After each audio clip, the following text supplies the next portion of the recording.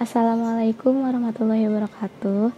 Selamat pagi anak-anak dan orang tua di rumah. Semoga kita semua selalu dalam keadaan sehat walafiat ya.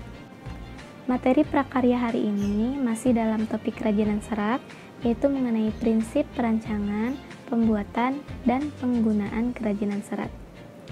Sebelum ke materi, Umi akan mereview materi yang pekan kemarin. Masih ada yang ingat? Ya, betul sekali. Pekan kemarin Umi sudah menjelaskan mengenai jenis, sifat, karakter, dan teknik pengolahan kerajinan serat. Ayo yang masih ingat, kita review bareng-bareng ya. Serat terbagi menjadi berapa macam? Ya, betul sekali. Serat terbagi menjadi 7 macam. Yang pertama adalah serat alami, yang kedua adalah serat buatan dari selulosa, yang ketiga adalah serat buatan non-selulosa, yang keempat serat protein, yang kelima serat karet, yang keenam serat metalik, dan yang ketujuh serat mineral. Nah, kemudian serat alami juga terbagi menjadi 7 bagian, yaitu kapas, wol, linen, sutra, jute, kapuk, dan rami. Serat buatan dari selulosa terbagi menjadi 2 bagian, yaitu rayon dan asetat. Serat buatan non-selulosa terbagi menjadi 5 bagian. Yang pertama polimer, nilon, polyester, spandex, dan akrilik. Oke, itu saja jenis-jenis yang perlu kalian ketahui dan perlu kalian ingat. Jadi ketika nanti akan membuat kerajinan, kalian tahu dulu dasar-dasarnya. Serat itu apa, jenisnya apa saja, ya, teknik pengolahannya, itu semua bisa kalian baca kembali di buku paket atau materi yang udah Umi rangkum kemarin. Oke, reviewnya cukup sampai di sini. Ingat baik-baik ya review yang tadi dan materi yang akan Umi bahas nanti, karena nanti di akhir Umi akan posting kuis. Kuisnya itu berkaitan dengan yang tadi udah Umi review dan materi yang akan Umi bahas. Oke, kita langsung aja ke materinya. Kuy. Prinsip perancangan, pembuatan, dan penggunaan kerajinan serat.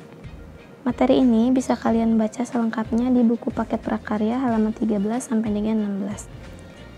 Ada 3 tahap pokok dalam setiap proses pembuatan produk kerajinan tangan, yaitu perancangan, pembuatan, dan penggunaan atau pemanfaatan. Yang pertama, prinsip perancangan. Prinsip perancangan ada 5 tahapnya, yaitu mencari ide. Misalnya, kalian mau membuat suatu kerajinan, maka kalian harus mencari ide terlebih dahulu. Menentukan produk kerajinan yang akan dibuat, alasan membuat produk kerajinan, kemudian orang yang akan menggunakan kerajinan kalian, kemudian bahan atau material yang akan dipakai, warna atau motif yang digunakan, teknik warna tertentu, proses pembuatan, dan alat yang dibutuhkan. Kemudian yang kedua adalah membuat gambar atau sketsa. Setelah kalian mencari ide, kemudian ide kalian tuangkan ke dalam bentuk gambar. Kalian bisa menggambarnya di buku atau di kertas dengan menggunakan pensil, spidol, atau ballpoint. Kemudian yang ketiga adalah memilih ide terbaik. Nah, kalian saat mencari ide pasti banyak dong, ide 1, ide 2, ide 3. Nah, kemudian dari ketiga ide itu kamu pilih ide yang paling terbaik. Dan yang keempat adalah perencanaan produksi. Perencanaan produksi adalah prosedur dan langkah-langkah kerja secara jelas dan detail. Jadi mulai dari bahan, alat, cara-caranya, langkah-langkah kerjanya seperti apa ditulis dulu. Kemudian yang terakhir adalah pembuatan kerajinan. Setelah perencanaan, caranya, langkahnya seperti apa udah ditulis, kemudian kalian praktek dengan membuat kerajinan. Selanjutnya adalah prinsip pembuatan. Prinsip pembuatan atau produksi umumnya efektif dilaksanakan untuk produksi dalam jumlah besar. Misalnya, dalam suatu perusahaan ya, melibatkan orang yang banyak, kemudian peralatan mesinnya juga banyak, dan ruangan yang cukup besar. Nah, ini maksudnya dalam jumlah besar. 7 prinsip dalam pembuatan produksi. Yang pertama, prinsip integrasi. Yang kedua, prinsip memperpendek gerak. Yang ketiga, prinsip memperlancar arus pekerjaan. Yang keempat, prinsip penggunaan ruang produksi yang efektif dan efisien. Yang kelima, prinsip keselamatan dan kepuasan kerja. Yang keenam, prinsip keluasan. Dan yang ketujuh, prinsip proses produksi yang berkesinambungan. Kalian bisa baca detailnya di buku paket halaman 15. Kemudian yang terakhir adalah prinsip penggunaan. Kerajinan yang bagus harus memiliki prinsip-prinsip pemanfaatan sebagai berikut. Yang pertama, kegunaan atau utility. Benda kerajinan harus mengutamakan nilai praktis, yaitu dapat digunakan sesuai dengan fungsi dan kebutuhan. Misalnya, serat atau benang dapat dimanfaatkan untuk membuat karya kerajinan gelang dengan teknik makrame. Kemudian yang kedua, kenyamanan atau comfortable. Benda kerajinan harus menyenangkan dan memberi kenyamanan bagi pemakainya. Misalnya, serat atau benang dapat dibuat menjadi gelang yang menyenangkan dan nyaman dipakai.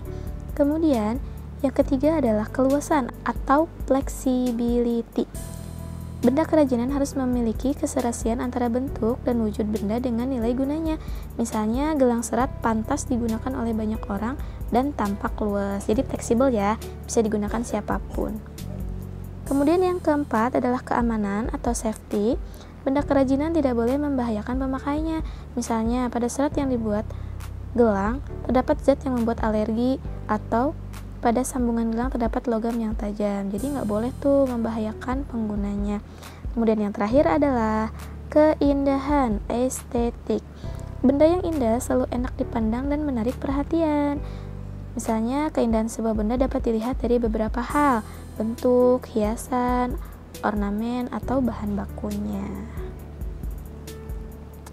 Kesimpulannya adalah, jadi ketika kita akan membuat suatu produk kerajinan tangan, kita harus memperhatikan 3 tahap pokok dalam setiap proses pembuatannya, yaitu perancangan, pembuatan, dan penggunaan atau pemanfaatan. Cukup sekian dan terima kasih. Alhamdulillah, materi kali ini sudah selesai. Kemudian selanjutnya Umi akan posting kuis menggunakan Google Formulir. Supaya kalian bisa mengerjakan kuisnya, kalian wajib banget pakai akun sekolah, yaitu @smpinsankamil.sch.id, dan browsernya menggunakan Google Chrome. Jika ada hambatan, silahkan tanyakan ke Umi atau ke WK kalian. Dan kuisnya itu hanya bisa dikerjakan 1 kali ya, jadi tidak bisa berulang. Maka kalian harus fokus dan hati-hati, jangan main submit. Mari kita akhiri pembelajaran kita hari ini dengan ucapan alhamdulillahirobbilalamin. Semoga ilmunya berkah manfaat, dan jangan lupa kuisnya langsung dikerjakan, oke? Kurang lebihnya Umi mohon maaf. Wassalamualaikum warahmatullahi wabarakatuh.